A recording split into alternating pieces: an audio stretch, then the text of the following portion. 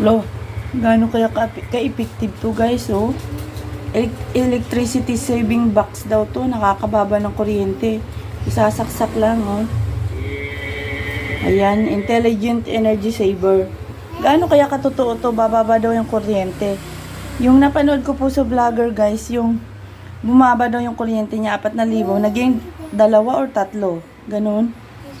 Yan, susubukan ko nga. After 2 months, malalaman natin kung bumaba yung kuryente.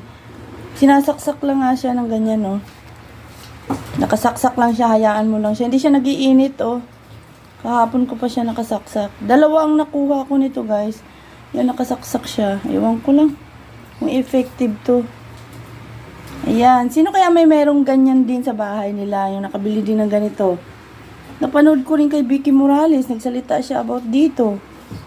Pang pababa daw ng kuryente. Ewan